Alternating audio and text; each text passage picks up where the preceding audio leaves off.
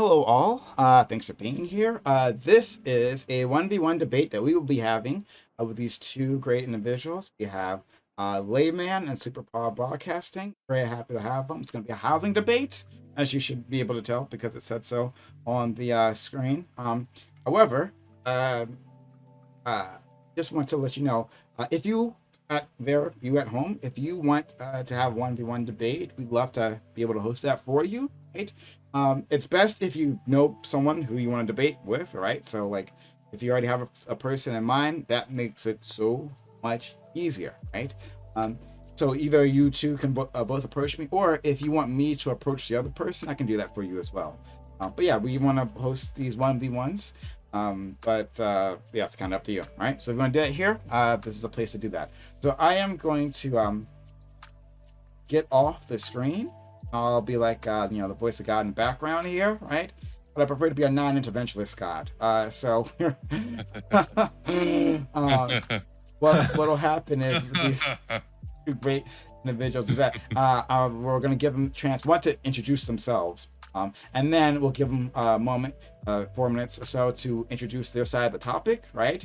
Which is talking about single-family housing, right? So we'll introduce that, and then we'll jump into it. Zoning, right? yes. Zoning, yeah. So zoning, excuse me. Yes, zoning.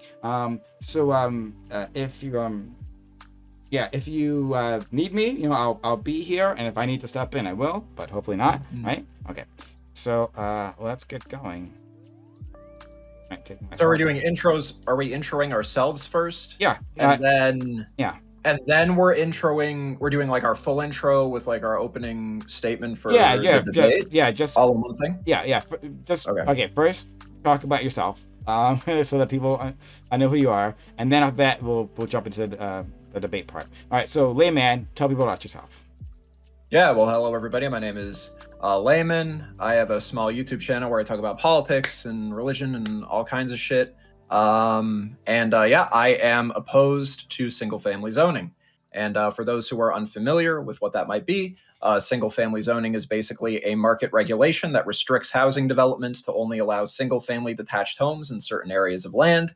Most urban areas in North America, Canada, and the US are single-family zoned to hell. And I regard this as a huge issue, and it's a huge problem because all across mine and Kevin's great country, Canada, our home and native land, the provinces here are experiencing housing shortages, as agreed upon by virtually every credible working economist and urban planner that's analyzed the issue. And I'm of the belief that because of this, it's very important to increase housing supply to meet that demand.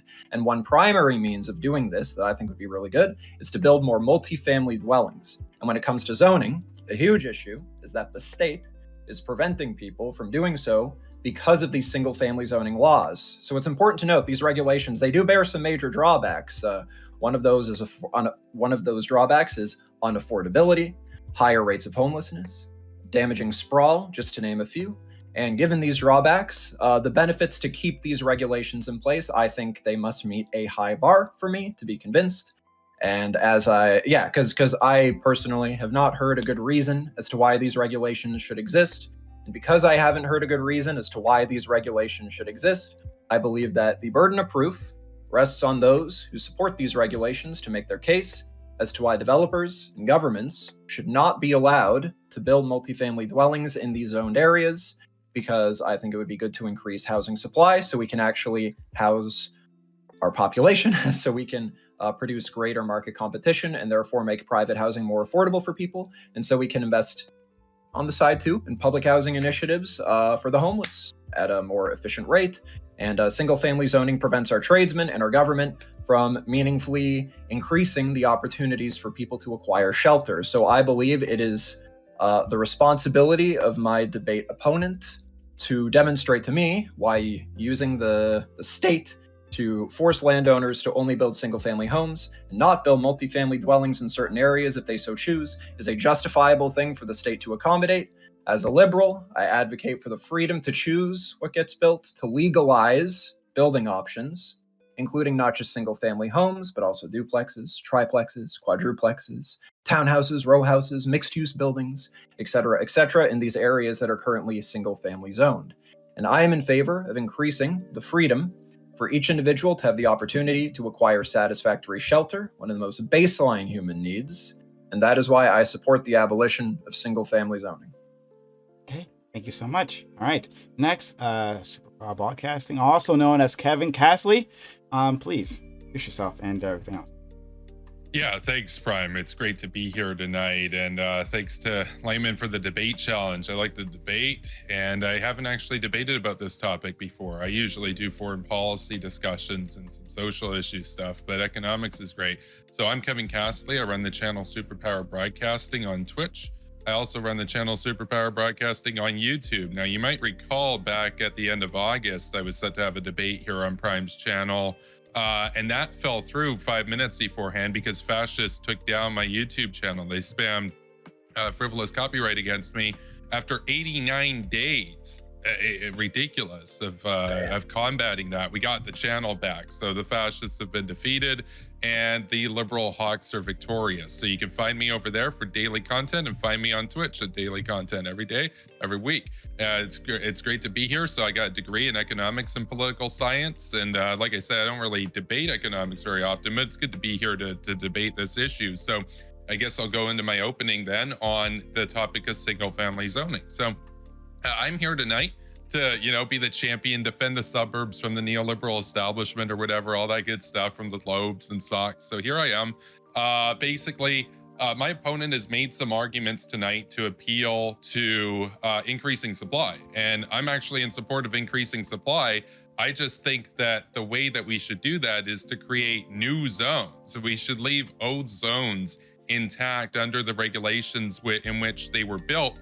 And I specifically support that for the simple reason that families that bought into those houses in subdivisions, for example, they made an investment knowing that property would be scarce to the extent of how those subdivisions were zoned.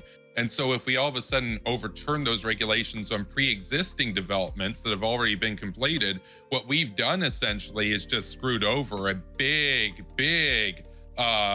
share of the homeowner population. And by the way, that's a surefire way to lose an election. I'll say that right now. Just from a practical angle, it's not really pragmatic because, say you're in the US, if the Democrats do that, then all those homeowners vote Republican. If the Republicans do it, all those homeowners vote Democrat afterwards, because what they'll see is that their investment has declined in value. Now, you can say, well, housing is important beyond an investment, and I agree with that. I support the creation of new subdivisions or new developments outside of pre-existing suburbs, and you can build those as dense as you want. I don't want to betray those that invested in under an understanding that their property would actually go up and made that investment. Landlords take a huge financial risk in doing so, and they already face enough costs as it is in terms of maintenance and taxes and everything else. We can build new areas, as I mentioned, leave the old ones alone. And finally, my opponent also mentioned the argument to reduce homelessness. I'm totally fine with reducing homelessness, but I'll tell you here right now, after looking at the numbers, homelessness has not been correlated with lack of economic opportunity since the Great Depression. In fact, homelessness is very highly correlated with mental illness. And so to address homelessness, it's not so much a matter of creating more housing, shelters, homeless shelters specifically geared at that can make a reduction. Obviously, it's more about addressing mental illness, which requires government investment in that area, which is separate from zoning regulation. And so I conclude in my opening here by saying that the suburbs should be defended. They're a key part of the American dream as we conceive of it. And if you don't want to live in one, you can live in a dense area. You can buy a condo by the beach or whatever, in a central business district, a downtown area. That's all well and good. And I totally would encourage new residential development people to buy up land on the outskirts of town and build new developments with as much density as they want. Right. So, and we've seen that happen in some Canadian cities, such as the one in which I live. So thank you. Okay, thanks so much. All right, I'll leave you to it. Yeah, go ahead. Yeah, so something that I'd like to address first and foremost is what you said about the investment. The investment in your home. That's not something that we should, if you remove these zoning regulations, that investment's going to go down. I actually don't agree that it's going to go down. So the thing that we have to understand about property value is property value essentially breaks down into two components. So you have the structural value, you have the land value. So, the value of the land that you're on, and then the value of the structure that is on top of the land. And the thing about this, the thing about upzoning, changing, relaxing zoning a little more, is structural value costs will actually go down. So that's what I would assume is the concern here, is the structural value going down, but the land value actually goes up. So on the net, property owners actually come out ahead because the land value is going up. So it's not actually hurting that investment at all. And of course, then of course, as the structural housing cost goes down, which is the cost of, you first purchasing a home or going into a home, rents also go down as well. So it's actually more affordable for them. Again, increased competition, yada, yada, yada. And then when they tried this happened when they did this in Chicago. When they did this in Chicago, property values actually went up in Chicago after this sort of upzoning. So I don't really concede the idea that property values are going to go down and that people are actually losing out on that investment. Okay, so yeah, that's an interesting argument. So let's say that you've got a subdivision which was explicitly zoned for single family units, and now you've opened it up to the development of, say, apartments and whatnot, that sort of thing there. I actually agree with you. If you were to take, say, a plot that was set aside for one house and turn it into an apartment housing 20 units, say, for example, yeah, the property there, the actual value of the land isn't going to be affected by that. That obviously makes a lot of sense. But I would argue that there's an externality that's then imposed on that neighborhood, because a lot of these zones exist basically so that people can cluster with their sort of like economic group.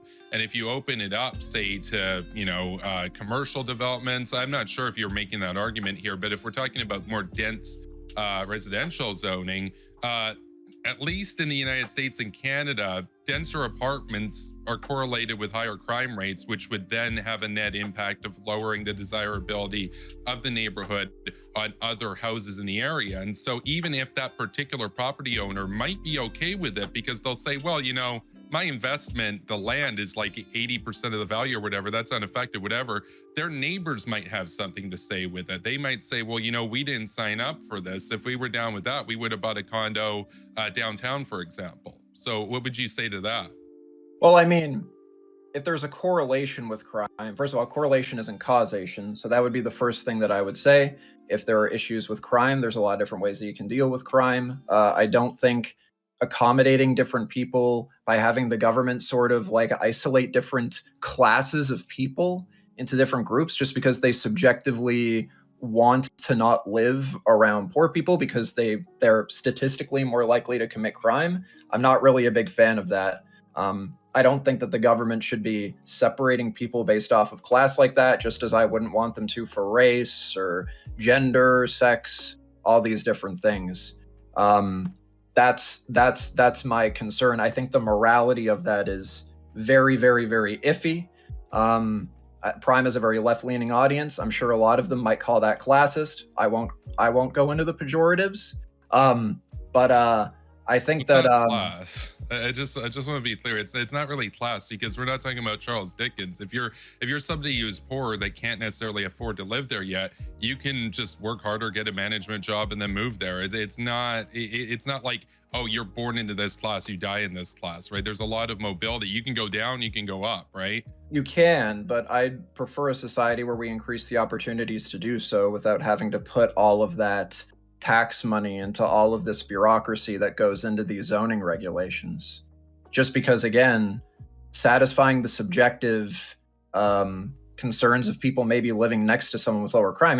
I mean, I could just levy that same response back at you. I could say, well, why don't those people just move to somewhere where there's less crime or something, I think I'd rather just address the crime in other ways, But you got to be aware. I'm not sure to what extent you've got a background in economics. You seem to be interested in this stuff, but you would understand that there's a difference between, as you say, correlation and causation, obviously. But here, when it comes to the value of property, honestly, a lot of it is subjective. And so let's say that apartment's built and crime doesn't go down. is that going to be the perception of people when it's developed, or when they start seeing these developments go up in their neighborhood that they didn't sign up for? No, my guess is a lot of them are going to petition against it because they'll make an argument that we're worried that we might see increased crime rates. Whether or not that's true, it would still lower the price that you could command for the property in the area, even if not specifically that plot of land, because a lot of property value is subjective. Like, for example, living near the ocean. What is there anything objectively better necessarily about living near the ocean? No, it's still land, but you can command a much higher price for that because people subjectively like that view, for example, right? Sure, but this again, like, like one example, like usually when upzoning happens, that doesn't seem to be the case. Again, one example that I can give you is Chicago. They did this in Chicago. There was a study published back in January 2019. It's called Upzoning Chicago: Impacts of Zoning Reform on Property Values and Housing Construction. And it didn't find that this happened in Chicago. And Chicago is a far more crime-ridden area than many other parts of the United States.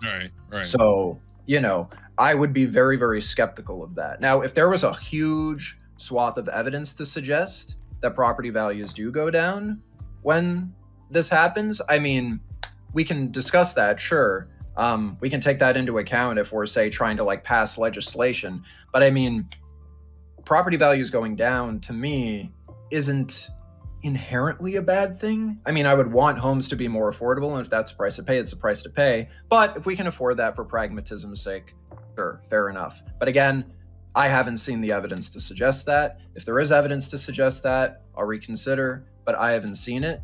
It just seems like, and again, like, there's so many other benefits to legalizing more housing options. Like, for example, obviously it talked about lowering housing costs so more people can have access and increasing supply. But, there's also the fact that the government saves the ease of the taxpayer burden that goes into this. And again, with that increase in land value, it also enriches landowners as well who own this land. So the investment isn't being taken away, it seems, even despite that subjectivity. And if we're going to say, like, well, they just subjectively feel that way, even if we were to accept these facts, I don't think that'd be a good argument. Again, I would just disagree with them. I just say, okay, I disagree with you. Sorry. I want to cut poverty. I want to be able to do these things, all these benefits that I listed. So that's my contention. Yeah. So I think it does matter though, in terms of, as I mentioned, the pragmatism, that if you were to do that sort of thing, I think you'd be a one-term, city councilor or one-term elected official or whatever in that case, because I think a lot of property owners would take opposition to that. But I do have a compromise for you here, and I was thinking about this, which is that, look, I'm not opposed to building more housing or anything. I just have an issue with doing it in areas that had previously exclusively been set aside for single-family zoning. What about we build new developments outside of existing urban areas, say like on the outskirts, and build those as dense as we want? Basically create a new sort of urban core or whatever, a second skyline, that sort of thing. Would you have an opposition to that? Well, I'm not opposed to building more housing, as long as, we're meeting the right environmental regulations, building codes. I don't care, build whatever you want. But the issue is that, like, most land in North America is single family zoned, or most urban land, I should say, is single most family. Residential. Or most well, yeah. But regardless, this is a huge swath of land that we could otherwise be using more efficiently. If you're going to talk about pragmatism, if you're going to talk about somebody being a one-term Andy, where they get the hell out after one term, that's I understand all of that, right? But when we're talking about whether or not the idea is good in and of itself, suggesting that, well, maybe you can't implement it right now because it's not pragmatic, isn't really an argument against the idea. It's just an argument against implementing the idea as the social climate currently stands, which I wouldn't disagree with, right? And again, like, if someone has to be a one-term Andy, I'm fine with that. I don't care. It's not like there've been any shortage of politicians in Canada that have been done something really unpopular but turned out to be pretty good. So Well, you know, I hear you on that. I just vote think it that out. this is going to be an ongoing thing, because I think that the logical conclusion of this would inevitably be, and you can see people making memes and stuff about this, and kind of clowning on it over on subreddits that I banned from, like neoliberal, or like r/neoliberal, or their Twitter account, these sorts of things, where they're like, abolish the suburbs, end the suburbs, the end of the yards, this sort of thing. I don't like that. I don't like that. I think it's a part of the American dream, and Canadian dream too. And I think that if you want to have a single detached house with a yard, you should have the ability to do it. And I think if you want to live in a very dense condo with 10,000 people living in the same condo, you should have the ability to do it. I don't see the idea of putting them right next to each other, though, because there are externalities from clustering for both of them. And there are negative externalities and positive externalities. And I think one of the clear negative externalities is that, and we've seen this happen, look at Paris, for example. They built a very dense high rise a long time ago, and everybody considered it to largely be ugly, and they wanted it gone, and they felt that it didn't fit the aesthetic of the town. And so you could see that with suburbs as well, that they're specifically zoned in such a way to allow for the yard, the single detached house, that sort of thing. I got no problem with expanding the footprint of cities and building a second skyline and making that very dense, and building a ton of new condos and everything. I just don't want to do it in the suburbs. So Yeah, sure. You said a couple things. I'm not sure what this thing in Paris was, but again, like, I don't think it's a good argument to say that, well, a negative to this is that some people subjectively feel like it's ugly, and then they democratically decide to get rid of it. I don't think that's a good argument for why it's bad. Just because I have a gut disgust towards something doesn't mean that that thing is bad, right? Like, it's almost kind of like a naturalistic fallacy in some sense, because I could justify anything. But you understand the subjectivity in real estate, though. Like, somebody might pay another $50,000 for a house that's got a stone veneer over, say, a vinyl one, for example, or Sure. if it's a large sort of thing, and you might say, well, what's the logic in that? It's a house, you can live in it either way. Well, it does come down to subjectivity. I mean, we can see this, that people didn't like when this development went up in Paris. And so what did Paris do, by the way? What was Paris' solution to this? They said, okay, we're not allowing any more of these high rises to go up in the historic part of town. What they did was they specifically zoned a central business district very far outside the main city center for high-rise commercial and residential developments that wouldn't infringe on the aesthetic of the old town, as we all kind of think of as Sure. That's not single-family zoning, though. That sounds like it's more about historical monuments. But the thing is that, like, if you're legalizing options, I wouldn't necessarily say that this means, and this is what I meant to respond to earlier in the last thing that you said, was I don't think, sorry, I'm trying to figure out how to word it. I don't believe that legalizing more building options means that people do not have an opportunity to live in a suburb.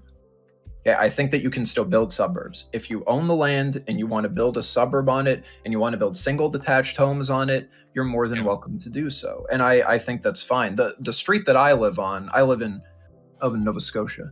Okay. I don't care if I dox myself. The street that I live on, I live in BC, right? I'm in the doxed box, right? You live in the most unaffordable place in the country. I know. Great. So,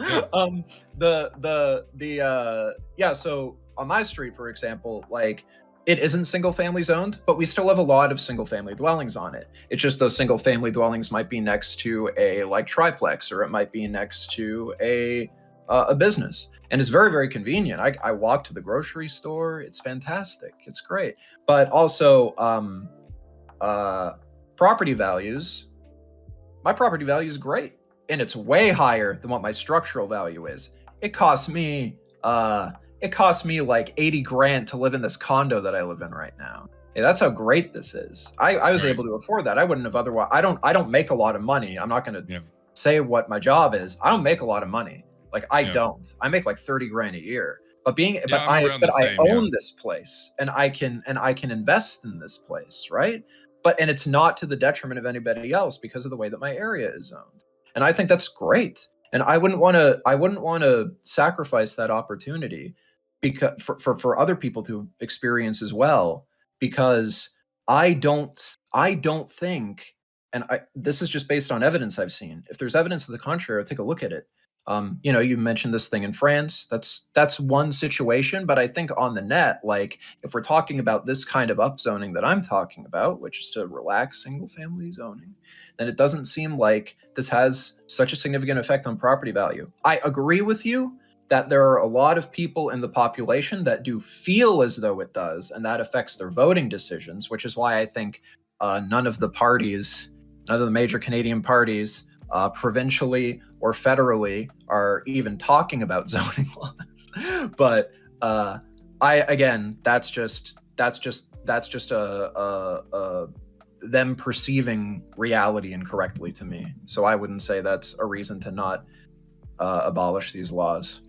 Well, they deal. Their job is to deal in polling, and so if the people feel one way, their job is to literally cater to that, and that's why the NDP, the Liberals, the Conservatives, they all won't look at this because you can say, well, that's detached from reality, but the reality for them is the perception that is politics, and so. Now I want to get back to something you said because you mentioned the business, because businesses as well, especially if you got a lot of businesses, a mall, that sort of thing, they also are correlated with crime, a lot of shoplifting, loitering, that type of stuff that goes down, and that lowers the value, desirability of the areas around there. My question for you then would be, would you relax zoning laws to such an extent in previously or formerly single family zoned areas if you were in charge, to the point that you would allow for commercial developments like within literally anything be built? No, basically, probably yeah, if not. I want to build a petroleum refinery next door to Granny's house, am I allowed to? Like, No. No. where's the I'm not an ANCAP. I don't want to get rid Okay. of literally all zoning regulations or anything like that. No, if we have to preserve, so I think market regulations are justified when there's a market failure and you need like the state to, distribute whatever the market is in some manner. I don't think that's the case with housing, but it's the case with some other things like prescription drugs are like that, for example.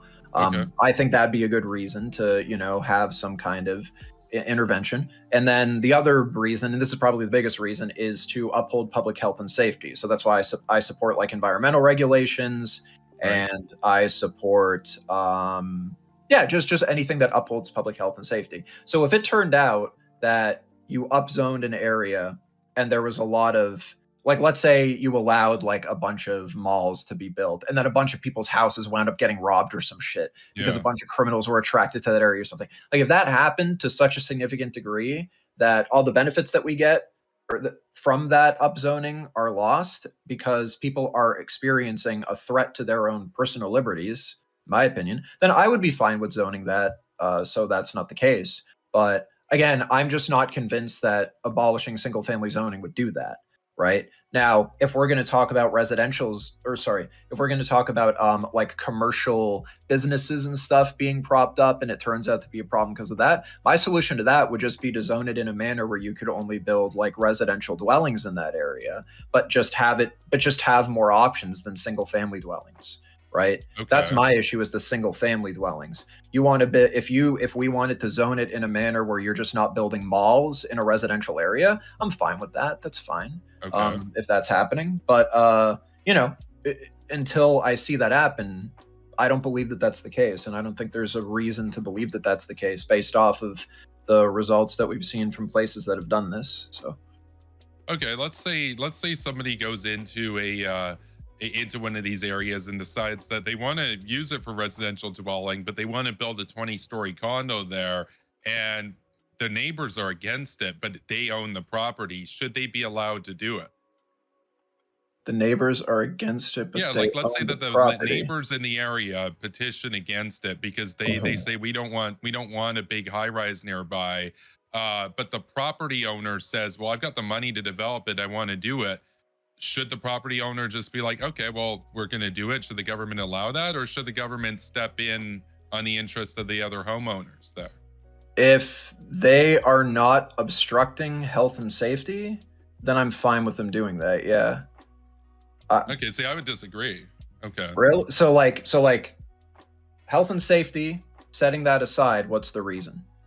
The reason would be that the neighborhood consensus or majority were opposed to it.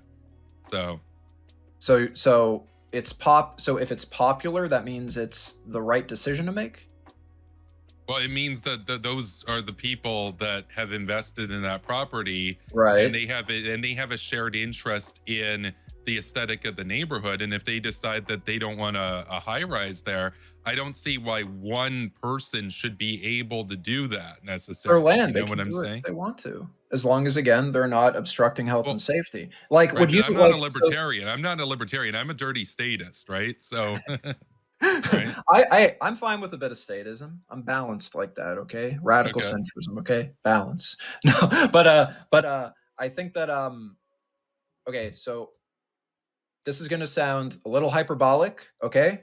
Would you say, because if the argument is consensus opinion of this neighborhood and that's what they want and they have the right to, you know, decide to yeet that out of the neighborhood if they don't like it, would you apply the same thing to people who are, let's say you go into a very majority Anglo neighborhood and they're not a fan of a bunch of Hispanics and Africans coming in? No, I see where if you're they going with decided this. that, if they decided, hey, we don't like these guys, they should probably they're kind of, it's not the aesthetic that we want for the neighborhood, right? It sounds like that line of reasoning can justify that. I don't. And I know that you don't agree with that. I don't think it's a good comparison to compare people of a different skin color to high-rise buildings, right? Sure. Obviously, people have human rights. We have anti-racial discrimination laws, and of course, I'm opposed to racism. And absolutely, are there neighborhoods out there that are racist? Yeah, those exist everywhere. Those exist. By the way, there are a lot of racists that live in densely zoned areas too, right? Are there racists in suburbs? Absolutely too. If you got a high density of like racist, say Trump supporters or something that want to keep out, Latinos or something from an area, they should not have the right to do that. They absolutely shouldn't have the right to do that. And then the thing is, and why is that? Because humans have rights, humans have dignity. Residential styles, they don't. like that's the thing, is like if an area is set aside for low rise developments, that sort of thing, and that's what everybody signed into when they bought their house and spent sometimes over $1 million, a big a chunk of their money. That's that's up for the neighborhood to decide. It's kind of like how, if I said to you, let's say you're going to a car dealership and I tell you, you're going to get a car, you're going to spend a ton of money on a car, but it's going to be a random color. And you're like, no, I want a purple car. And I'm like, no, it's got to be random. And then you're like, no, but I want to spend my money on a car of like my favorite color. And then I say to you, oh yeah, well, would you want to live next to somebody who's a different skin color? You'd be like, well, how is that relevant? You'd be like, it's apples to oranges, basically, is what I'm getting. Just want to clarify something. I'm not saying that they're morally equivalent. I don't believe that they're morally equivalent. I'm saying that the logic of this community decided they don't want to do this because they subjectively, which we agreed, they subjectively feel like that is not the aesthetic that they want. If that alone is a justification to remove something from a neighborhood and have the state accommodate that, all I was trying to illustrate was that that logic is the same. I wasn't trying to say that they're morally the same. When I said aesthetic, I meant the building aesthetic, right? Like the idea of like the lawns and single family houses versus the high rise condo in that case. I wasn't talking like, skin color aesthetic or anything. No, I know you. I know you didn't mean skin color specifically. I know you, but you just said aesthetic. So now it's specifically the aesthetic of buildings. So like, well, yeah, that's what we're talking about. We're talking about residential zoning. We're talking about buildings, and we know that generally speaking, why is there a not in my backyard movement? Is that just a bunch of idiots, psychopaths, or whatever? No, it's because they perceive that their property value will decrease if you build something like, say, a high rise that's perceived as out of place. Sure, but if it Because doesn't do, sure, but if that's not actually what's happening, if it's just a perception and it's just, hey, they subjectively feel like this doesn't belong in their neighborhood, and their collective desire to not have that in there is enough for the state to intervene and take it out. That's just like, what's the word? It's called Right. it's called a I'm trying to remember. There's like an actual fallacy that it's called. It's called the I don't know, it's like an argument from consensus or something like that. And the reason why I was analogizing this to like racial issues and stuff is because that's also based on a consensus. So that reasoning alone, even though they're not a perfect one-to-one, the exact same like moral situation, the logic is the same. That's all I was trying to illustrate. Now, if you want to go into something where there's like this, there's something about the aesthetics of buildings that is something that the state needs to accommodate for, we can go into that. But I wouldn't Okay. want to sacrifice that in order to lose all the benefits that we get. You know Well, what I mean? Like, I'm just a little bit puzzled because I've debated a lot of libertarians. You haven't actually given off libertarian vibes to me, but when you said, "Oh, really? Is that what the state should come in to do?" You said it as if it was like this extreme or egregious thing. To me, I'm like, well, that's part of what government is for, is looking out for the interests of its population. If a population in, say, a subdivision, homeowners, taxpayers, voters, those types of people, if they say they don't want their area zoned for high density buildings because they bought in, they specifically put their money down to move into a neighborhood that they saw as getting away from, big rush hour and all that sort of stuff. well, I they can don't still see a do but that no, if but you I get don't, rid I of don't, I zoning. don't, I don't see why it's like such an extreme thing that the government might have a say on that. I mean, the government should have a role in a lot of aspects of our life, Sure, in my view. but when it has a role here, what happens is we don't get lower, we get higher housing costs. We get people, we we're sacrificing opportunities to be able to enrich landowners, to enrich these people who are actually investing in these properties in the first place because of their subjective desires. And that's all it is. It's a subjective feeling. That's not a good enough argument. But no, We're that I losing disagree. opportunities for them. We're losing opportunities to make housing more affordable for people who are lower income, who aren't even like who aren't even like super poor, but people who are just like working class. Okay, but I We're disagree. sacrificing these opportunities and we're putting taxpayer money into that. That's what I have Yeah. an issue with. I totally disagree on the point that subjectivity doesn't matter. It absolutely does matter. And I would argue that a large portion of why somebody chooses to live somewhere over somewhere else is specifically due to their subjective feeling for the area, for the lifestyle that they want, that sort of thing. There's a different lifestyle between, say, living on the 70th floor of a high-rise building and it being a 5-minute commute from work versus living out in the suburbs somewhere and maybe deciding that you want to avoid a very congested area. I mean, a lot of people that move out to these sorts of areas don't necessarily like crowds, don't necessarily like busyness, that sort of thing. They want a calmer sort of lifestyle.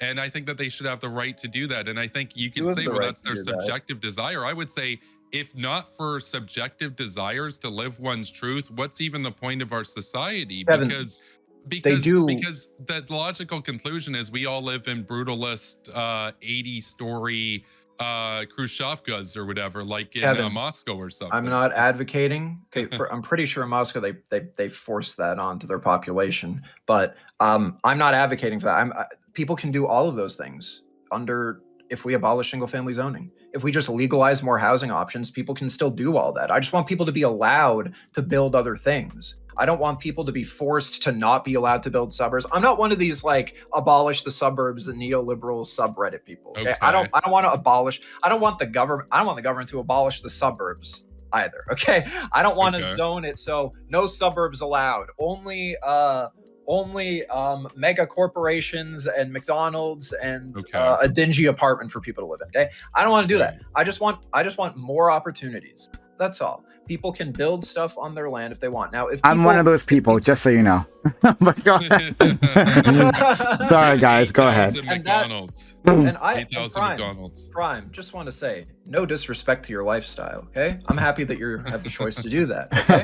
Okay. If you want to do that, you have every right to do that. I just don't want the government to force people to do it. Just like how I don't want the government to force, certain landowners to only build suburbs in certain areas. I want people to be allowed to build other things. I don't want people to destroy or have the government destroy what's already there. Not at So, all. I Layman, wouldn't want that. So, Pardon? Layman, you can understand, though, that the logical conclusion from this is that wealthy property owners would buy up all those plots and then upzone them. And you'd say, well, it's not the government abolishing the suburbs. It's just the government no longer protecting single family zoning. You would down the road wind up with a situation where it basically almost, unless you can afford to live in the Hamptons or something, it's almost impossible that you could ever have a backyard for your kids to play in or whatever, because guess what? Eventually, everything's going to be a 5 or 10 story condo because that's the cheapest and most efficient allocation of that land. The problem is now everything looks the same. Now we've done away with a part of an area that people wanted to live in before, and we've made everywhere more or less kind of at that point look at least structurally somewhat uniform. And that's kind of what I'm getting at there. If there isn't a government sort of protection, I don't think it's that crazy that the government step in places, because the government steps in commercial industrial parks and stuff. The government steps in many different zoning areas. In industrial settings, the government will step in too. For me, and looking at this, I mean, you'll mention the appeal to prices coming down, but as we know, that the thing is the structural value comes down. Yeah, the land value goes up. Yeah, the land value is constantly going to be increasing. The thing with the structural value is that the structural value ultimately isn't that big of a cost in the grand scheme of things. Obviously, the land value is the majority value there. But I would say that if we're going to disregard the subjective desires of, 50% of homeowners or something, or I guess, well, technically it's less than that because most live in denser areas, but say 40% of homeowners or whatever that live in the 75% that are single family zone. I would say that their subjectivity, that their desire to live in, say, single family zone area is valid. And I'll tell you, the city where I live in, you go out to the suburbs and everything here, what are you going to see? It's very, very racially diverse. It's not a racial thing. Lots of white people, lots of Asian people, other minorities and stuff. It's not a racial thing. It appeals to a certain I guess lifestyle for people, which is people that don't necessarily like the big congestion of living in the center of the city. It's got nothing to do with race. I never tried to suggest that people supporting zoning laws was racially driven. If this is coming from me bringing up the hypothetical, like, would you be okay with them yeeting a bunch of black and brown people out of their areas? That was a hypothetical. I wasn't trying to suggest that that's like something that happens in, suburbs, that they can't be racially diverse or they have these, huge problems with racism. I wasn't saying that. I was just bringing that up as a hypothetical to test the logic behind what you said. So just to clarify, that's not what I was saying. I know BC is very, very racially diverse, a very progressive place. I get it. So setting that aside, if we abolish single family zoning, nobody's going to force the people who are already investing in their homes as they exist right now. Nobody's going to make them leave. Like, people can still own that property. People can pass it down if they want to. It's just if somebody leaves a dwelling, and there's a dwelling that's vacant and nobody wants to buy it, if it gets to the point of demolition, like something that would exist now, and the person who owns that land wants to build something else, I'm just saying they're allowed to do that if they want. or they can have another single family dwelling there if they want. That's all I'm saying. Okay, So, and I'm saying if they want to build something denser, they should do it outside of areas that were previously zoned for single-family dwellings. The problem is that there's not a lot of land to do that on. Like in Canada. Yeah, and well, there's not a lot. Well, there's not a lot of land that they're allowed to do it on. There is a lot of land in Canada. You're absolutely right. We got tons of land. We got 38 million people living here, and we're like, I'm pretty sure we're like geographically bigger than the United States, which has, which has like 380 million people or something. Yeah. So yeah, no, we got lots of land.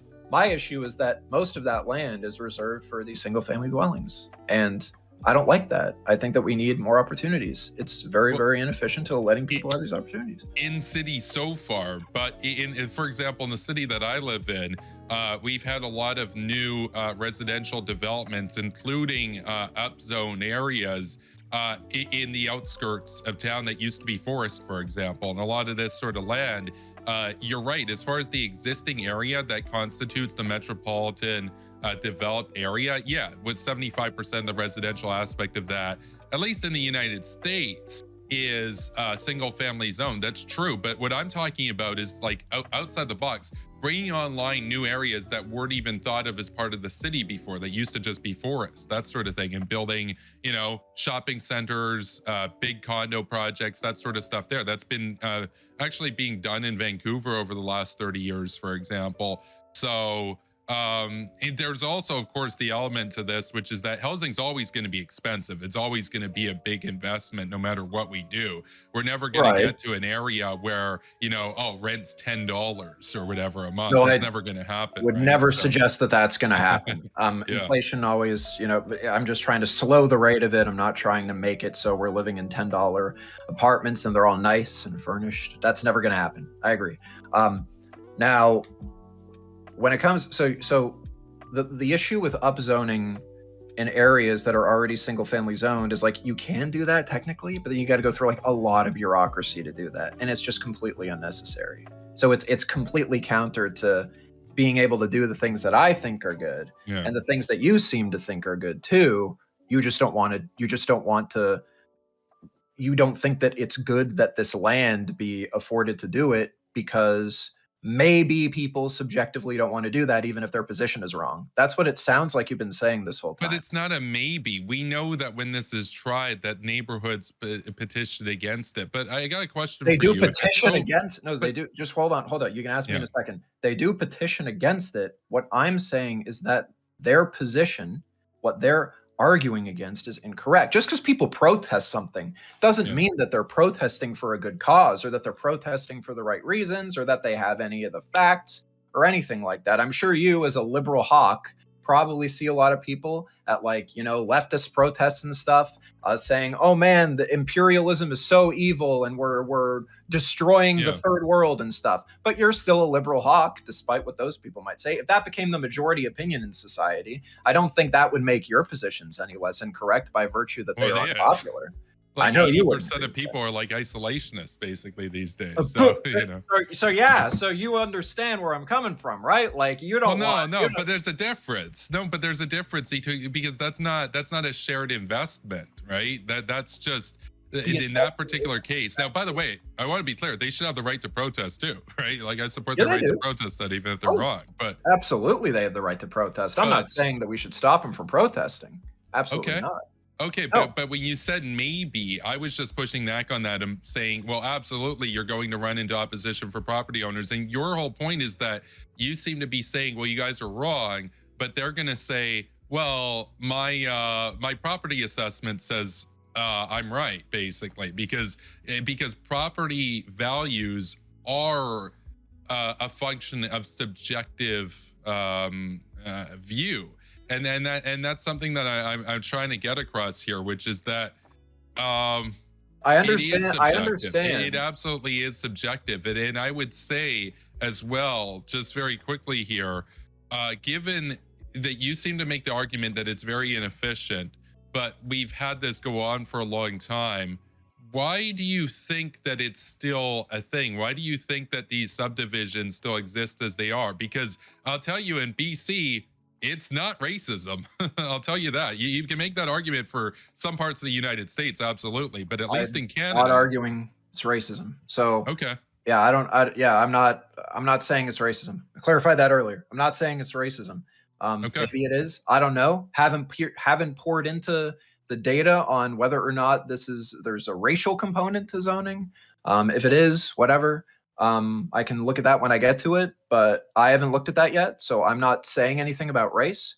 I'm saying that whatever the reason is for this to exist, if neighborhoods are not providing people with the opportunity to do this in the first place because they feel you said why earlier, and I agree with you. Why it's unpopular is because people feel Right. like their property values are going to go down, but that doesn't mean they are going to go down.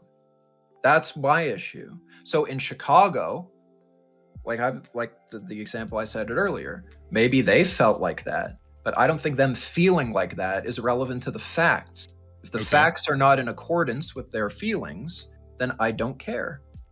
Sorry if I'm going Ben Shapiro here, but you know, if that's not the case, then the solution to that to me would just be to like focus more on educating the population on how this stuff works. This stuff is complicated. You know, I'm not an expert. I wasn't an expert in my property when I first bought it in 2018. You know, I didn't learn all the shit that I said tonight until like the past like 3 months. So, you know, and that's fine. And I don't blame anybody for that. People are busy. People don't have time. People aren't on Reddit in the neoliberal r/neoliberal subreddit listening to looking at all the studies and the data. People are citing, oh, land value tax this, oh, fucking single family abolishment this, fuck the suburbs. Nobody's doing this, right? People have lives to tend to, people have kids, people have jobs, people got shit to do. Okay. And I don't hold that against anybody for a second. But if there's a way that I could if there was a way to better educate people on how this stuff works, that would be my solution to that. Not to just say, hey, if you feel that way, you're correct, and we can just have the state accommodate your feelings. You know, I think that there has to be a big burden of proof. If you feel a certain way and you want the government to intervene on something, I think there has to be some benefit to society that gives outside of people's subjective feelings. That's all. Yeah, I guess I would just say, to kind of push back against that, which is that's a political non-starter, and that if somebody's spending, $1 million or more going into a neighborhood or whatever, I think they might have something to say. And I think that not in my backyard arguments are valid for people if they've spent a lot of money with the idea that they were moving into an area that wasn't going to be upzoned to, say, potentially have high rises and stuff in it. I think that, because just as you can make the argument, well, why not put it here? I could make the argument to you, why not put denser high rises in the city center, or as I said before, develop new areas outside of the existing city limits in the first place, buy up swaths of undeveloped land and put them there. That would be my point, because why is abolishing single family zoning mutually exclusive from that goal? You can just do both. Because if you abolish single family zoning, I do think that over the next 50 or 100 years, you would actually see the disappearance of what we think of as suburbs today, because they're not, they would essentially disappear, because it would get very, very, very expensive to hold out and try to keep one house with a yard. You'd have to basically be Bill Gates to afford that down the road, because the economic incentive is going to favor medium or greater sized high-rise or mid-rise developments, because that's a more efficient use of land. And part of that is, now you've done away with the kids being able to grow up in their backyard. The only way that they could do that is if those kids were born to Jeff Bezos's kids. Is it essential? Is it okay? So let's, you know what? I'll just concede that happens. Let's just say, as things develop over time, there just happens to be less and less suburbs that just, through people just doing their own shit. There's less and less suburbs over time, and less people have like a backyard for their kids to play in. Yeah. I don't think that that's essential to the raising of well-being of a child as much as having an affordable place to live in the first place. You know, I think that people are afforded a lot more opportunities with that structure. And if you wanted to have multifamily dwellings that are big enough so you can raise kids in, because you can do that, you know, triplexes, townhouses, row houses, you can do all these things in these sorts of places as well. I don't think that having a backyard, like in and of itself, is this good that we need the state to protect. Okay, but layman, let's say that's what happens then somebody's going to come and debate you in 30 years saying let's upzone those, and eventually those are going to be unsustainable. And my point is that down the road you're going to get to a point where even a townhome area becomes prohibitively expensive to develop, because the incentive would just be to build a 50-story high-rise or whatever. If everybody grows up in high rises or mid rises, I think that you've taken away from people a choice to live in a certain type of non-congested area. And so now you can say, well, that's just the law of the market or whatever. I hear you, but the logical conclusion of the market, if we leave it to its own devices, is cyberpunk. I'm not saying that's what you're advocating for. I'm just saying that down the road in 1,000 years, that might be what it leads to. Yeah, you know, maybe, but I think you know, this sounds, if this slippery slope is true, right? We would have to see, because we haven't played out this experiment yet significantly, you know, to the degree that you're saying, like all over North America we lose the suburbs and shit, right? But if that were to be the case, and there were a lot of like negative effects to people's like mental health or physical health or, you know, safety, if there was a bunch of like, if there was rapid increases in violent crime or something like that, that would be an issue that, you know, we would tackle at the time. But we have to look at what the times are requesting at the given time, right? Like by then, I mean, the reason why, one of the main reasons why I support this is because of the housing shortage. And then all these other benefits are tertiary to that, right? Okay. But you know, if we did this and it turned out that, oh shit, okay, now we've got the housing that we need, now things are affordable for people, yada yada yada. If it turned out that there was some other if there was some negative thing that comes into the future that we need the state to intervene on, and we need to zone things in a certain way that involves us having to bring single family zoning back for health and safety reasons, then I'm in favor of bringing single family zoning back. But that reality hasn't transpired yet, right? So I'm talking about right now. The slippery slope to me is not valid. Well, no, I would disagree with that, because I would say it's a lot easier to protect something that you already have than it is to go back to something after it's been upzoned away, basically. So when we're in that world where we find, even putting crime aside, I'm not necessarily saying that it's all going to be crime ridden. I don't necessarily think so. There is, for a lot of people, I know myself included on this, a lot of people get anxiety from congestion. I hate rush hour, all this kind of stuff. I don't really like being around, you know, big crowds, that sort of thing. And a lot of people have that sort of social anxiety. And if we've got everybody now living, you know, say 150 years down the road in 20-story units or whatever, I think that there would be a psychological effect to that. But at that point, it's too late to ever go back to what we used to have. I just want to say something about the psychological effect really bad. Sorry to cut you off. Okay, Just you do not deal with anxiety. I have social anxiety. You do not deal with anxiety by having the government bar you away from the world like that. I don't agree with that at all. Individuals need to decide that they have to go outside eventually. Like, you have to be able to expose yourself to things incrementally over time in order to be able to manage your anxiety. So I don't concede that mental health argument at all. I disagree. Okay. If somebody's got $1 million and they decide they want to live in an area where they're not going to be around tens of thousands of people. Like, let's say they don't want to live in downtown New York. They want to live in an area where they might be around, the smaller sorts of crowds at the supermarket, that sort of thing. Sure. That's their freedom. That's their freedom. And Sure. and if somebody decides they love crowds and they want to live in a 70-story building or whatever, and that's awesome. Yeah, there's lots of really nice buildings like that too.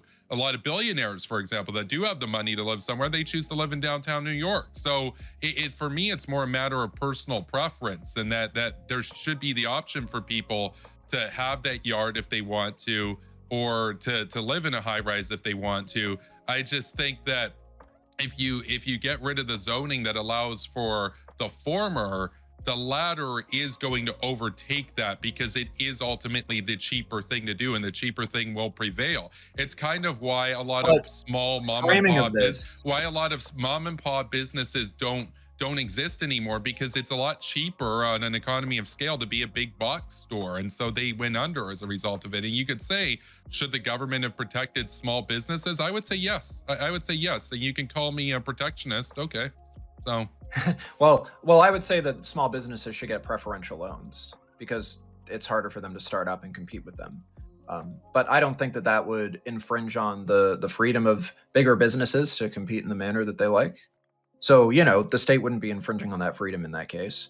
But regardless of that, if this happens, sure, we would deal with that as the time comes, but we have to enact policies that respond to the times, not a hypothetical thing that might happen in the future. If it happens in the future, if we need to protect people for mental health reasons, for physical health reasons, for health and safety, that is what it is. I'm fine with the state intervening when it comes to that stuff. If we got to do that, that's fine by me. That's why I'm in favor of things like gun licenses and stuff like that, But you're only in favor of the state intervening after the problem's been empirically demonstrated. So in other words, you're saying that you're opposed to inference and extrapolation, which when we're looking at empirical data, we have to go off of inference and extrapolation anyway. I'm saying that we have to be able to first have those tools at our disposal, and there has to be some kind of evidence that there's actually something going on in the first place, right? Okay. So if there is evidence that there is something like that going on in the first place, after we do these things that I would argue have been empirically demonstrated to have these benefits, then I think that we would respond to that as it comes. That's what I'm saying. I'm kind of getting at the point that you're talking about benefits. I'm talking about the costs. There are benefits and costs to a lot of different things. I've got another point to bring up, which is that.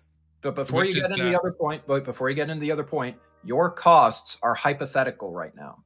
We don't know that they're going to happen. No, you even admitted that people currently have a subjective desire to not have their neighborhoods have a high-rise brought up in it, because they chose that they wanted to live in an area that wasn't, say, the central business district. And so you acknowledge that those not in my backyard feelings exist today. That's not a hypothetical. That's a current feeling. Yes, but you were talking about things like mental health and crime and stuff like that, right? But those are true today too. Mental health and anxiety from congestion is a thing. It absolutely is a thing. And congestion? From what do you mean by congestion? By congestion, I mean, basically having the metropolitan area become denser at large, to the point where it's as crowded as, say, the city center. A lot of people hate rush hour. A lot of people don't like being around crowds, and a lot of people that feel that way choose not to live in the central business district. If you hate rush hour and you live in a denser area, you have more options to walk to work and stuff like that, and you're less reliant on transportation, which in turn would make things more affordable for people. But if you're retired or you work from home and you don't want to live in the central business district? Well, in your words, as you said already, that they can move. That was your words. So I don't know why you would be opposed to that in that case either. Well, because eventually there's not going to be any place that you could move to, because it would be prohibitively expensive to build a single family housing unit once everywhere has basically been priced out. So I got a point. Sure, I have a question to you about the pricing out, and you even acknowledge that might happen. And so anything can happen in the with the future. absence of government intervention over the next couple centuries. So my question for you would be, and I'm not saying that I support this, but it's an argument that's been made by some people who do want to bring down housing costs, is they say, let's impose a foreign buyer's tax. Let's make it so that in case of British Columbia, for example, a lot of people buying up property are coming from China and deciding that they want to retire here or they want to start a new life here. And there are a lot of people here that they say, oh, well, they're taking our homes, they're taking our jobs or whatever. Would you impose a foreign buyer's tax to bring down housing prices? I'm not saying I support that. I'm just asking if you would. I would support it if it worked, but the evidence that I looked at for BC's foreign buyers tax that what's his name, John Horgan brought in, I looked at some studies on that and it didn't seem like that had a significant effect on anything. So I wouldn't support a foreign buyers tax on those grounds, but not for ideological reasons. Like if you showed me that it worked, then I'd be okay with it, sure. Oh, really? Okay, interesting. So because but that is the government coming in and telling people that they don't get the same price to come into an area. My question would be here. Let's because I know one of the reasons why it didn't work, because if you increase the tax, I think it was 15%, and those people that were coming in that might have say $10 million that they wanted to spend, or not spend, but they've got a lot of money coming in. If they have to pay an extra 15%, it's an inconvenience, but they could still afford it. Let's say you had it set to a point where you were actually pricing out people, where you said, if you want to come in here and buy a property and you're not a citizen, you've got to pay an extra $1 million or $10 million. You make it to a level that it would decrease the rates. Would you do it? Because I personally consider at least some of them in practice to essentially amount to racism. At least a lot of the people that support it are motivated by racism, that I know in BC at least. So do you think Justin Trudeau supports a foreign buyer's ban? Do you think he's motivated by racism?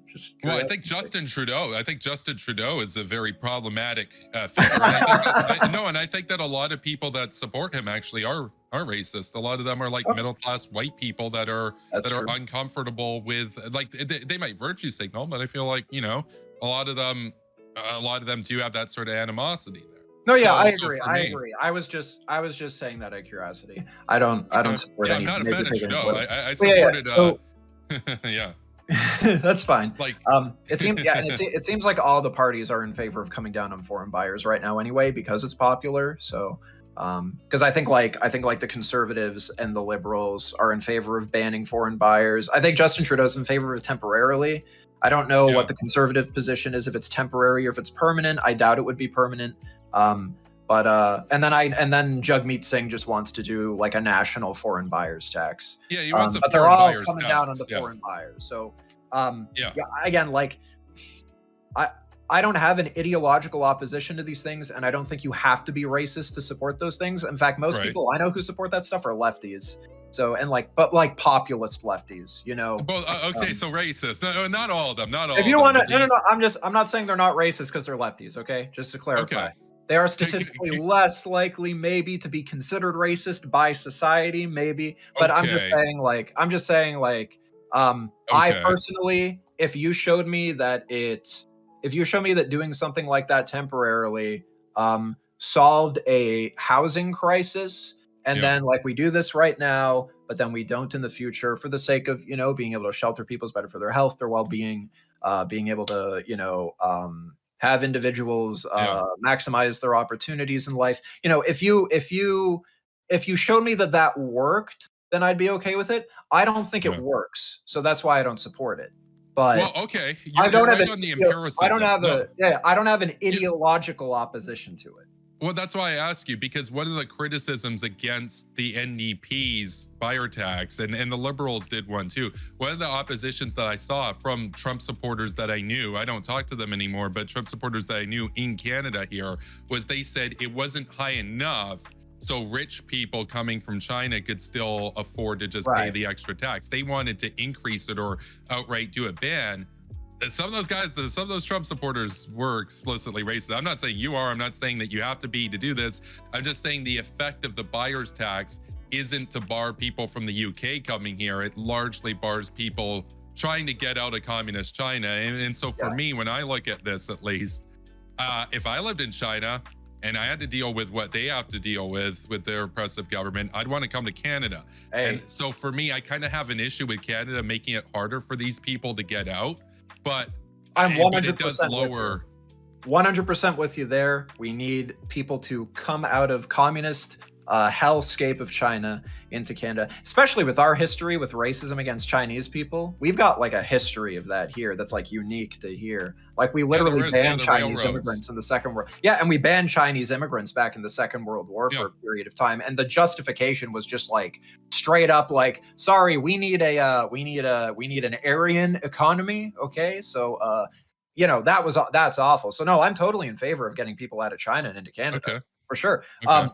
It's so like I would disagree with those Trump. I'm assuming these people voted for like the People's Party, like the party that nobody liked. That type of crowd. Crowd, yeah. I wouldn't support it for the same reasons as them, and that's really all I care about. So if somebody asked me about it, and they'd be like, "Well, hold on, like there are all these like Trump supporters who support this, and they don't like Chinese people and stuff." I'd be like, "Well, hold on, like and this is assuming that like it worked, because I don't support it, because I don't think it works. But if a Trump supporter supported it for some racist reason, I just say like, well, I support it for these reasons. And if those Trump supporters support it because they're motivated by racial animosity against Chinese people, and you know, I would be like, sorry, I don't agree with those people. And maybe like if you wanted to take a bit more of a progressive approach, than those people, which is pretty low bar, I'd say. You could maybe like do a thing where it's like, we'll do the foreign buyers tax, but then we'll like accept refugees or something like that. You could do something like that maybe. I know that China, I mean, I think that would be I think what happens in China right now, we should be taking in like Uyghur refugees and shit. Personally. Oh, absolutely. We should have taken in Afghan refugees. My view of it is because we abandoned them in 2014 and pulled out, we should have taken in as many as wanted to come here. I think you and I are pro, you know, what I'm against the pullout too. So, you know, no, I think, we didn't take in very many refugees. We took in. It was embarrassing, dude. It was embarrassing. Shit numbers by Canadians. No. It was embarrassing because this was a moment for Justin Trudeau. He didn't even really have to do anything. He didn't have to commit troops. Canada was already out. This was a moment for him to one-up Joe Biden, because Joe Biden was like, we don't want more than, what was it, like 20 or 40,000 or whatever coming in, even though there were 80,000 that helped America over 20 years. This was an opportunity for Trudeau to say, you know what? Come to Canada. Let's be a world leader. And he refused to do it. Why? Because a bunch of populists pressured him to say, no, there are racists that don't want Afghans to come here or whatever. And that's basically what happened. I guess my sort of question would be, though, about the foreign buyers tax, and it's a two-part question, is if you were to raise it to a level, because the thing is, I think those Trump supporter people are right. If you did raise it significantly more, it might start to have an effect and price people out. Their argument is, oh, well, it'll lower. Their argument was specifically poised as it'll lower the cost for real Canadians, this sort of thing, like these People's Party people. They're nuts, but I think they're right that if you were to just jack up the tax, like say 200%, 500%, it might actually start to eventually have an effect. And then my second question is, or I guess the first part of that is, if you were to raise it to a level that it did start to work, would you support it, albeit for different reasons? And the second part of it is, what about a compromise here just on the first part of the debate? One thing that I do support is taxing vacant units. So like if you're going to be doing speculation, like 40%, I think it is 40% of the units in Vancouver are actually unoccupied. They've been bought up, but they're unoccupied because people are doing speculation on them. I think those people should have to pay a tax there, but that's the government telling them what to do with their property. I'm not a libertarian. I'm not a libertarian. I don't have a idiot. Yeah. I have standards for when the state should intervene, and I'm fine with it intervening in those cases. I'm fine with taxation that incentivizes positive behavior. So they actually did this. The Liberals did this in Ontario back in, I think, 2015, 2016. They did a vacancy tax, and the vacancy tax freed up 5,000 dwellings for people. They rented them out to people. So that's 5,000 dwellings for people. I support that. Yeah. So that answers that. With the foreign buyers thing, I'm not convinced that foreign ownership specifically is an issue in and of itself. to the point where like raising it that high would work. And if we Okay. were to do something like that, because I don't think there is this cabal of foreign evildoers coming in and swooping in and buying up all the land. Yeah. I don't think that there would be a reason to do a tax like that unless the housing market was so fucked. We've got homelessness is skyrocketing. We got to go to emergency shit. If we had to do it for that reason, sure. If it worked, okay? But Okay. I don't think that that's the case. I know they did that in New Zealand recently, and I just think that was virtue signaling to popular opinion. I don't think that that's Okay. going to do much. So I guess we could come back to the point about homelessness though, because this is something I mentioned in my opening, which is that based on what I've seen, at least about 3/4 of homelessness in BC at least is associated with mental illness. And it's not about getting them a shower and teaching them how to do an interview for a job. They're just they don't have the capacity to even coherently do an interview. Like a lot of these people are just it's not for them that they can't find a job. It's that they're in another world. And so how would you reduce homelessness when the vast majority of homelessness isn't a result of not being able to find a job? It's that they literally are unable to participate in society right now. To me, that seems like you'd have to invest in mental illness, specifically in the medical system. I don't see that as any way having a relationship to housing prices. Like if the house prices were $1, they wouldn't even be able to figure out how to go and speak coherently to purchase it. It's not so much that they didn't have the dollar. Sure. So I hear you completely. So this is where the sock dem in me is coming out. Okay. So our Medicare system, I am totally fine with including mental health in that. I think that would be a huge benefit to that population of people. There may be some more like right-wing reforms that I want to make to our universal healthcare as it exists, but I think the universality of it does need to be upheld, and I think including mental health, that's a good thing. So here's my more left-wing takes coming out. I also think that making sure that education is publicly accessible to this population of people is very, very important as well. So I would support something like I think the UK has like this system where the government will cover your like post-secondary education if you make below a certain amount of income. So I would support something like that in regards to that. And when I was talking about homelessness earlier, I was mostly mentioning the fact that investments in public housing, that would be something that I would want for homeless people, because I have seen evidence to suggest that if you house people who are homeless, that does have an improvement to their well-being. It doesn't solve everything. I think that all the solutions, any solutions you can think of to help people who are homeless have more opportunities for themselves, I don't think those are mutually exclusive from the sorts of upzoning that I suggested. So okay, so I support the government basically, building more shelters for homeless people. It's just, and you acknowledge that that's not actually gonna solve it. It might mitigate it to some extent, but it's the broader mental illness issue at large that housing alone isn't going to address. I would again say that would need to be zoned in an area outside of areas that have already been zoned for other purposes. But I'm totally fine with that, and I'm down with government investment in that. I guess I got a quick question for you. Just curious, at least, what were some of the right-wing reforms you wanted for the Canadian system? Just curious. Yeah, they're not very popular. It's usually just something that usually is painted as a right-wing thing, but I don't think it's that extreme. I would want I'm fine with, instead of having our universal healthcare being single tier, I would be okay with it being 2-tier. Now I would want regulation. Okay, yeah. So that's like something that's considered like a right-wing thing here, just because our universal healthcare is so like we're so anti like private healthcare here that usually it's painted as a right-wing thing. I know back in the 90s when you had like the more right-wing Reform Party back then, that was like the furthest right option. They were always painted as the people who wanted to privatize the healthcare system and turn it into America because they supported 2-tier. I support 2-tier with a regulation. that I would want that doesn't exist. There's actually 2 provinces that have 2-tier, Saskatchewan and Quebec. And there's a regulation I would want on those specifically where you would have to give them free healthcare if there was a referral given to them by a public hospital saying like, hey, this wait time for this person is going to be like over, I think they do this in Denmark because Denmark is 2-tier. And I think they, I don't remember how long it is exactly. I think it's like if you have something that's over like 20 weeks waiting time or 16 weeks waiting time or something like that, that the private hospitals will give it to you for free. And that actually significantly lowers wait times. Now, that's awesome. I agree with that.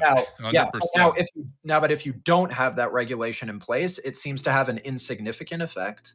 I still wouldn't think it would be wrong to have 2-tier in that case, but it just wouldn't I do agree. anything. So it just wouldn't do anything, right? But if you have that regulation there, it does seem to have positive effects. So I don't support like the US's system. It'd be more like Australia or Germany or Georgia's got a similar one out in Europe as well. You know, there's a number of different systems that are kind of experimental and whatnot that way. Private medical practices generally bring down wait times. That's one of the biggest criticisms against the Canadian system is the wait time. So I agree with that 100%. That's why I would support something like that. Now again, but it only works. I just want to say it only brings down wait times if it has that regulation in place. It doesn't bring it down if it doesn't have the regulation. That's why in Saskatchewan and in Quebec, it hasn't had any effect on wait times because they don't have that regulation on them. But if they had that regulation on them, that would be good. That's great. That's a very unpopular position. I mean, people are shocked when I have any reform suggestions for the Canadian system. People have this idea that, the Canadian system must be perfect. And it's like, well, no, because it's not America. It's not America. It's like Prime's audience fucking hates us right now. So there's the Medicare for all people that will cite Canada, and it's like, okay, but we don't have universal dental at all. We like Medicare for all is a lot more progressive than the Canadian system. The Canadian system is it's something that I think when people advocate for it, they don't necessarily understand it and the drawbacks that it has. I think what you just said is one of the ways to get rid of one of the biggest downfalls of our system. I think the other big downfall is the inability to attract a competitive number of doctors here because the salaries are so much lower. But I think that opening up a 2-tier would also address that in the long run. So I agree with that. But yeah, it is a right-wing reform. Absolutely. So that's all I meant by that. But like getting back to the topic, I think that even though that's unpopular, even though you think that's unpopular, I still think it's a good idea. Just like I think abolishing single-family zoning is a good idea for the reasons that I listed. So. Well, I'm not opposed to, I'll say this. I'm not opposed to considering it down the road. My main hesitances to it, my main sort of opposition to it is that, if you upzone away, the logical conclusion of that is that the suburbs will eventually disappear, and there are costs to that in the long run. I also think that it's not out of the question for the government to intervene on behalf of homeowners in any zoning situation, or business owners in particular cases. And I would also say on the suburbs as well, that I think that it's easy to kind of hate on the suburbs. It's easy to kind of make memes and everything about them. But at the end of the day, I think that if we do go down that road, people might have a nostalgia for them, which we won't be able to get back unless you're a billionaire that can afford to have a lawn. So that's my main point there. But it's not a big issue for me. It's not something I spend that much time thinking about. And it's something that my view of might change, say, in 10 years, something that I can't say for other issues, for example. So it's been an interesting debate. So no, I agree. So I think that just the costs that we know of are just not justified. If we happened to lose the suburbs over time, I think that the only cost that we know of that we can point to right now is just that like people just might subjectively not be able to live in one specific area that they might want to live in. Like they might not have a backyard. I mean, I think all the benefits that I listed at the start of this debate, I think that all of those absolutely supersede that. and I don't think that I'm advocating for anything that would like force that or coerce that out of existence. So, but I do, but you know, if there happen to be things down the road, maybe I have the inverse, where I'm also open to having my mind change on this.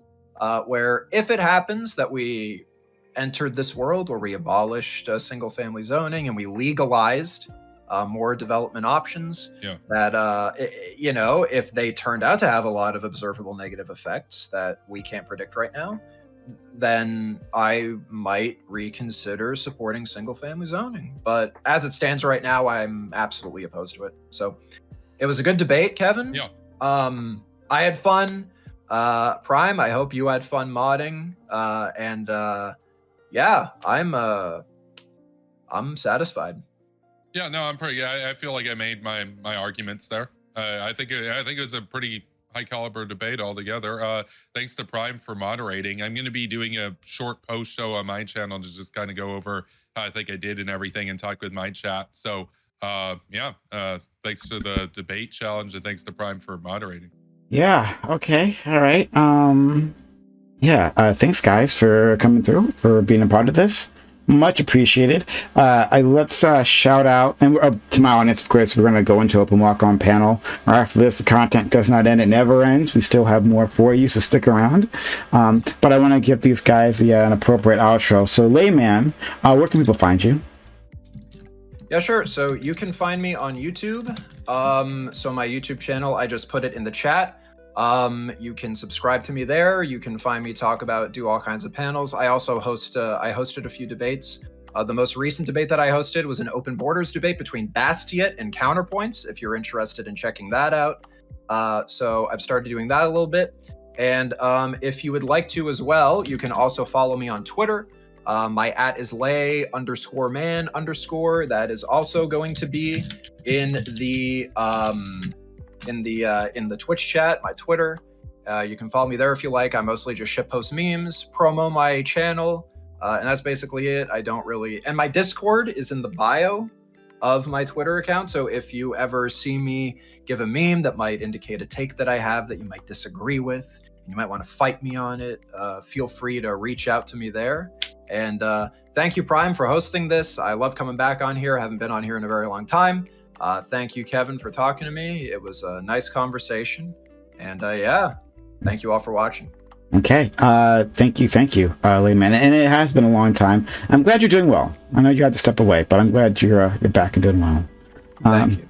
Next, Kevin. I wanted to say previously, I don't think I did, but like I'm very happy that you managed to get your channel back, you know, like that was I mean, like as a content creator, I can imagine how terrible. Can I just ask, before you intro or outro, could I just ask you, Kevin, what the hell happened? Why'd a bunch of fascists take down your channel? Yeah. No, I think it's a great question. Thanks to Layman for that, and I think Prime's audience will appreciate it, because I had to cancel on Prime. I felt bad about that, but I was shocked when I saw it, because I had it 5 minutes before I was set to debate over here. Prime was going to be hosting a debate. People tell me on my Twitter's exploding. Oh, your channel got terminated. I'm like, what the fuck? Because I've been doing daily content over there for a year and a half. By that point, we were coming up on 1,000 subscribers. A lot of attention, right? Some high profile debates and everything. And then this happened. I'll briefly tell you about that, and then I'll link you a video on Twitter afterwards so we can save time for people. But basically, I used to have a big tent approach to foreign policy. I felt that foreign policy was an under-discussed area. So in my early days of being a YouTuber, I had an attitude of, well, we'll work with a lot of people. We'll work with paleocons if they can come around and agree with us on intervention. We'll work with conservatives. We'll work with leftists. We'll work with whoever basically is open to intervening in Afghanistan, this sort of thing. And eventually the differences in that community, myself coming out as an anti-theist, all this sort of stuff, basically led to it led to these guys revealing themselves to basically be fascists. They started calling for the execution of atheists and stuff to piss us off. So we purged them from our community. They've spent the last 8 months since April, but at this point it had been 5 months, nonstop trying to figure out ways to get me banned from Twitter and get me banned from YouTube. And these were former patrons, a lot of them, and it was so so much of a mess that they eventually had to resort to spamming frivolous copyright claims against my channel, because on my channel we reacted to a few TikToks in which the guy who filed the claims called for the death of atheists. And so YouTube sided with me on fair use because we critiqued his TikToks. He tried to get my channel taken down on that, on the idea that they're my TikToks of him in a maid outfit calling for the death of atheists and calling us degenerates and he was in a maid outfit. He was in a maid outfit. Yes, he was in a maid outfit. He's a femboy Catholic, and he's against atheists and degenerates and gays. Wow, amazing. He took my channel down. No, I'm not making this up. This is an insane saga. We won, though. We won against these fasci, the so-called neocons, except a lot of neocons today would just consider them fascists anyway. We actually won, and it took 3 months. I got my channel back. I appreciate Prime for the support, and everything, because here's the thing. We don't actually have to, this is the key point. We don't actually have to agree for me to support you having a channel and you to support me having a channel. When Vosh and Hassan got banned the other day, what did I do? I came out on Twitter and I said free Hassan and free Vosh and free Font. Anybody who knows me, who knows my interaction with Hassan, we don't really like each other. He should have a channel, though. He should have a channel. And so these conservatives that claim that they care about free speech, understand, when they're being honest, when they have any opportunity to silence their opposition, they'll do it. Richard, what's his name? Richard Spencer?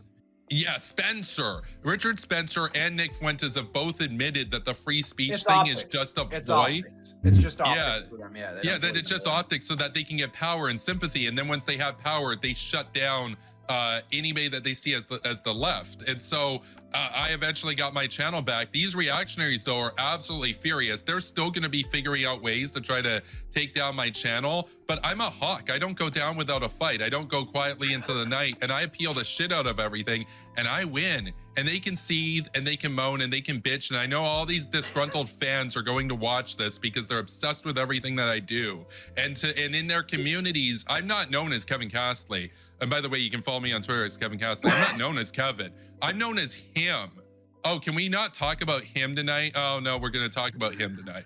Okay, I'm him. I'm persona non grata at that point. I am the bane of their existence, and I continue to be the bane of their existence. Why? Because they're upset that the primary champion of of interventionism and a Western presence in the world is a liberal and not a fascist who wants to kill atheists and castrate gay people, basically.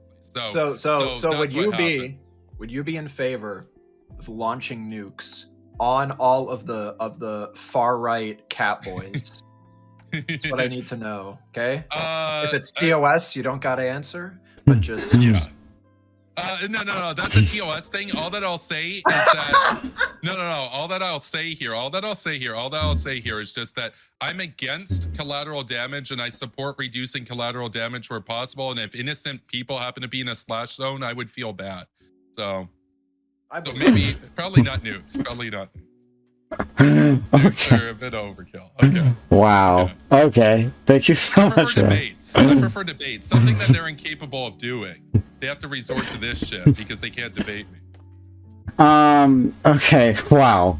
But thank you for sharing that. And again, I'm so happy that you're back up and running. But links and everything. Tell people exactly where they can find you. Yeah, thanks, Brian. So you can find me on Twitter at Kevin Castley, and if you'd like to debate me too and do as Layman's done, DM me over there. And Prime's already said, he's happy to moderate 1v1s, which is awesome because I know you got a big channel here, and to take the time to do 1v1 debates is commendable because awesome. There's a big audience, you got a lot of topics to cover. 1v1, that's awesome. And of course, you do huge panels too, which is great. Additionally, everybody sub to Prime, by the way. This guy grinds like crazy. This guy's out here 6 days a week. It's based. You can also follow me on Twitch at Superpower Broadcasting. I do daily live streams. We do some gaming, we talk politics, and then we do foreign policy stuff. And you can also follow me on YouTube at Superpower Broadcasting. We just got that channel back after 3 months of fighting the fascies. And additionally to that, if you want to support me, check me out on Patreon and Ko-Fi, Superpower Broadcasting. Thanks to Prime for modding and everything. Thanks to everybody in the chat. and it's been great, and I welcome more debates. I like debates. I love it. Debate me, bro. Yeah. Especially look, I find just on the side, I find Kevin to be intensely entertaining. So let me know, especially if you've got anyone you want to fight. Like, let me know. I want to make that happen. But okay. Let's go. Love you both. Thank you all for being here. We will continue on to open walk-on panel. Anyone here is welcome to join us, but if not, that's okay. Thanks for spending your time, your energy, your knowledge, and your passion with my community. I know they appreciate it just as much as I do. Have a good one. Bye. Thank you. Have a good one, guys. Good night.